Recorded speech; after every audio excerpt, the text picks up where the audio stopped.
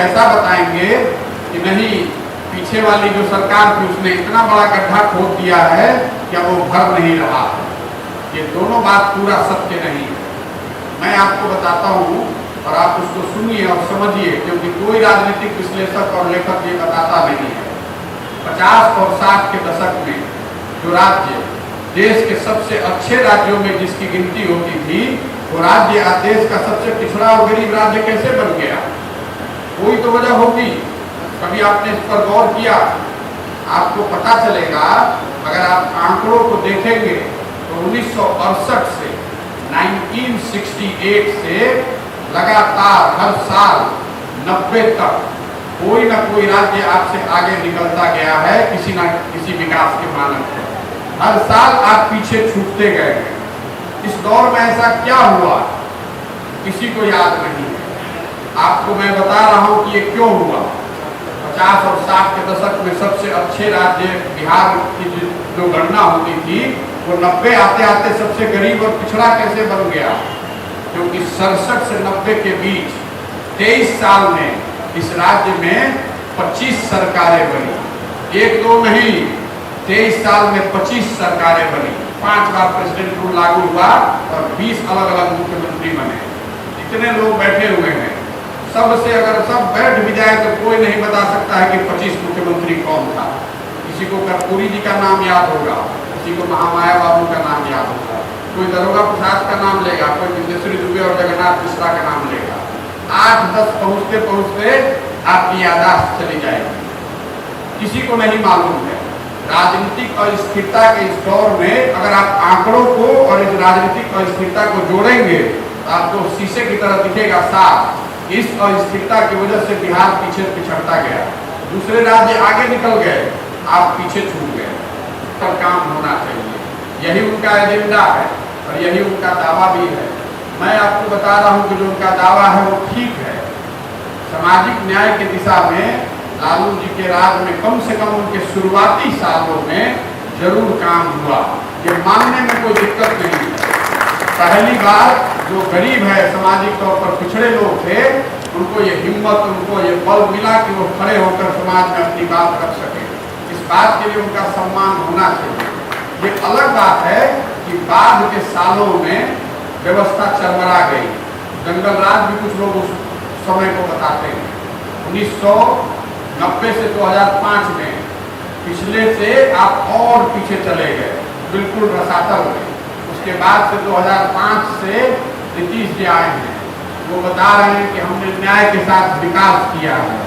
मैं भी बता रहा हूँ कि नीतीश जी ने विकास किया है, इसमें कोई दो मत नहीं है कि नीतीश जी ने विकास किया है। लेकिन विकास की रफ्तार ऐसी नहीं रही है जिससे बिहार के लोगों की जिंदगी बदल जाए।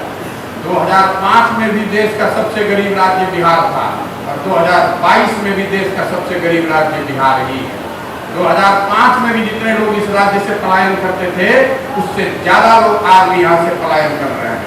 जितने लोग पहले बेरोजगार थे, उससे ज्यादा लोग आज बेरोजगार हैं। जितने लोग यहाँ गरीबी रेखा से नीचे रहते थे, आज भी उससे ज्यादा लोग गरीबी रेखा के नीचे रह रहे हैं। बिहार में 13 करोड़ लोगों में 8 करोड़ लोग ऐसे हैं जो दिन का 100 रुपया नहीं कमाते हैं। लोग बता रहे हैं कि सड़क और बिजली आ गई है, बिल्कुल आ गई है, लेकिन आपको ये भी ध्यान होना चाहिए कि देश में प्रति व्यक्ति बिजली की जो खपत है वो सबसे कम बिहार में है। 1-1.5 करोड़ का शहर दिल्ली पूरे बिहार के मुकाबले दुगनी बिजली खपत करता है डेली बेसिस पर। ये स्थिति है यहाँ पर। लोग बता रहे हैं कि सड़क बन गई है, आपको चलते फिरते दिखता होगा कि गाड़ियां बहुत बढ़ गई हैं। पूरे देश में हर 100 व्यक्ति पर 8 आदमी के पास गाड़ी है। जो बढ़िया राज्य है, जो विकसित राज्य है, गुजरात है, पंजाब है, हरियाणा है, तमिलनाडु है, कर्नाटक है, वहाँ पर 20 से 25, 100 में 20 से 25 लोगों के पास गाड़ी है। बिहार में कितना है? 2। प्रति 100 व्यक्ति 2 लोगों के पास गाड़ी है। और रोडों जो लोग बता रहे हैं कि रोड बन गया, आप समझिए कि अगर 8 भी हो जाए तो कहीं चलने का जगह नहीं बचेगा। आपने विकास किया, लेकिन विकास के आयाम, विकास की रफ्तार ऐसी नहीं है कि आप दूसरे राज्यों के मुकाबले जाकर खड़े हो सके। आज भी कोई बिहार में आकर काम नहीं कर रहा है। बिहार के लड़के ही दिल्ली, बॉम्बे, कलकत्ता, बेंगलोर, तमिलनाडु जाकर काम कर रहे हैं। आप आए दिन सुनते होंगे कि बिहार के लड़कों को किसी ने दिल्ली में गाली दे दी, बॉम्बे में किसी ने मार दिया। जब नेताजी लोग से पूछा जाता है, पत्रकार पूछते हैं कि सर बॉम्बे में मार दिया लड़कों को, क्या गाली गलौज हो गई या बिहारियों को बेवकूफ कर दिया, आपका क्या रिएक्शन है, आपकी क्या प्रतिक्रिया है? तो नेताजी लोग यहाँ गर्व से बताते हैं कि बिहार के लोग न रहें तो दिल्ली और बॉम्बे की व्यवस्था रुक जाएगी, वहाँ सब्जी नहीं बिकेगी, वहाँ कचरा नहीं निकलेगा। हम लोग कचरा निकालने वाले लोग हैं, ये गौरव की बात नहीं है। बिहार के लोग अगर ठेला लगाकर सब्जी बेच रहे हैं दिल्ली और बॉम्बे में, तो ये गौरव की बात नहीं है। गौरव की बात तब होती जब वो लड़के सब्जी बिहार में पैदा कर रहे होते और वो सब्जी यहाँ से ट्रेन से और प्लेन से दिल्ली और बॉम्बे जा रहा है। गौरव की बात वो होती। बता रहे हैं कि नहीं रहेंगे तो वहाँ से पानी नहीं निकलेगा। अरे हम लोग पानी निकालने वाले लोग हैं। कोई पंजाब से, कर्नाटक से आकर यहाँ पटना में कचरा निकालने को तैयार है? कोई नहीं है। तो क्या लोग बेवकूफ हैं? बिल्कुल नहीं। देश में 40% जिले ऐसे हैं, बिहार में नहीं, देश में 40% जिले ऐसे हैं जिसमें डीएम और एसपी में एक लड़का बिहार का है। देश में जितनी तकनीकी संस्थाएं हैं, छोटी या बड़ी, प्राइवेट या सरकारी, उसमें पढ़ने वाले और पढ़ाने वाले दोनों में 20 से 25% लोग बिहार के हैं। ये आपको क्या बताता है? बिहार के लोग बेवकूफ नहीं हैं, यहाँ की व्यवस्था ने बांध रखा है, उसको बढ़ने का अवसर ही नहीं है। ऐसा क्यों है? एक राजनीतिक जड़ता है इस राज्य में। 75 के बाद कोई राजनीतिक सामाजिक आंदोलन यहाँ नहीं हुआ है, कोई प्रयास नहीं हुआ है कि कोई नई व्यवस्था बनाई जाए। जो लोग राज्य को चला रहे हैं, चाहे नीतीश बाबू हो या लालू जी या फिर सुशील कुमार मोदी, मैं तीनों दल के नेताओं की बात कह रहा हूँ। यही 3 नेता हैं ना बिहार में, तीनों 75 के आंदोलन से निकले हुए लोग हैं। उसके बाद 47 साल हो गया, कोई नया नेतृत्व नहीं आया। और मान लीजिए कि नेतृत्व नहीं आया, अब एमएलए एमपी पर आ जाइए। 1975 के बाद से जितने लोग एमपी एमएलए यहाँ बने हैं, चाहे जिस दल से भी बने हों, सब की सूची बना दीजिएगा तो आपको पता चलेगा कि 1250 से 1500 परिवार के लोग ही चलाए जा रहे हैं। जो पहले लालू जी के साथ था वही आज नीतीश जी के साथ था। जो पहले कांग्रेस के राजनीति करता था वो भाजपा में जुड़ गया, वही लोग पलटे जा रहे हैं। नए आदमी के आने की और राजनीति में कुछ भूमिका अदा करने की कोई संभावना नहीं है। ज्यादातर लोगों की हिम्मत ही नहीं है कि वो राजनीति में आए।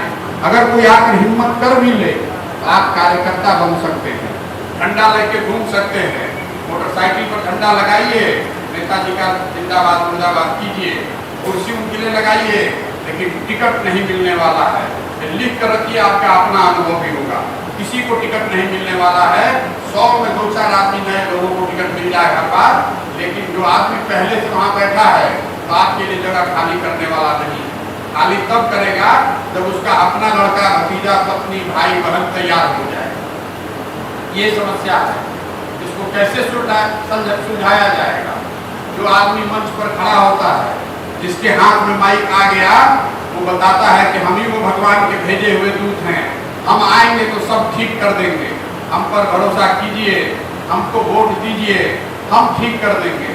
मैं आपको बता रहा हूँ कि हमारी ताकत नहीं है, आपसे वोट नहीं मांग रहे हैं, और हम पर हमारे कहने पर तो बिल्कुल भरोसा मत कीजिए, कथनी पर मत जाइए। जो मैं आगे करूँगा उसको देखिए और क्रिटिकली देखिए, आलोचनात्मक तरीके से देखिए। अगर सब बिंदुओं पर खरा उतरे तो भी साथ में आइए, कार्यकर्ता बनने मत आइए, इस मंच के संस्थापक के तौर पर आइए। अगर एक ईंट प्रशांत किशोर की है तो एक ईंट आपकी भी होनी चाहिए। जितना दल प्रशांत किशोर का होगा उतना ही दल आपका भी होना चाहिए, तभी बात बनेगी। इसके लिए सबसे जरूरी क्या है? सबसे जरूरी है कि लोगों को चुनकर निकाला जाए, जो समाज में ताकत रखने वाले लोग हैं, जिनको समाज की समझ है, जो कुछ अच्छा करना चाहते हैं या करने का प्रयास कर रहे हैं। सिर्फ मौके के अभाव में कुछ प्रयास राजनीति में नहीं आ पा रहे हैं, ऐसे लोगों से मिला जाए, उनसे बात की जाए, उनको समझाया जाए, उनसे अनुनय विनय किया जाए, उनको मनाया जाए कि साहब अगर बिहार को बदलना है, आप अपने बच्चों के लिए अगर बेहतर बिहार छोड़ना चाहते हैं तो आपको हमको मिलकर ही प्रयास करना पड़ेगा। कोई बाहर से आकर इसको सुधारने वाला नहीं है, तो करना पड़ेगा। अब आप तुरंत पूछिएगा कि किसके माथे पर लिखा है कि सही आदमी कौन है और गलत आदमी कौन है, कैसे पहचान होगी इसकी? बिल्कुल ठीक बात है, किसी के माथे पर नहीं लिखा है। मेरे पास कोई ऐसा यंत्र नहीं है कि देख के बता दूं कि कौन सही है और कौन गलत है। तो फिर कैसे होगा ये काम? ये काम जैसे दही से मक्खन कैसे निकाला जाता है? दही को मथना पड़ता है। जब आप दही को मथना शुरू करते हैं तो उससे मक्खन निकल आता है, और करने के लिए उसकी हमको जानकारी नहीं है। भोजपुरी का कहावत आपने सुना होगा, बज के बुझना और बुझ के बजना। अब दूसरे कैटेगरी वाले हैं, बूझ कर बझे हैं, सब सोच समझ कर आए हैं कि काम कठिन है और करने में कितनी ताकत लगानी पड़ेगी, कितना पसीना बहाना पड़ेगा, कैसी व्यवस्था बनानी पड़ेगी और कितना संसाधन लगाना पड़ेगा। ये सब सोच समझ कर आए हैं और यहाँ से छोड़कर जाएंगे नहीं जब तक इसको जीत ना ले। लड़ने के लिए लड़ने नहीं आए हैं, लड़ने के लिए लड़ने का शौक नहीं है, जीतने के लिए लड़ने आए हैं। और अगर सत्ता का परिवर्तन लिख कर रखिए कि अगला जब चुनाव होगा तो होगा ही होगा, ये बात याद रखिए।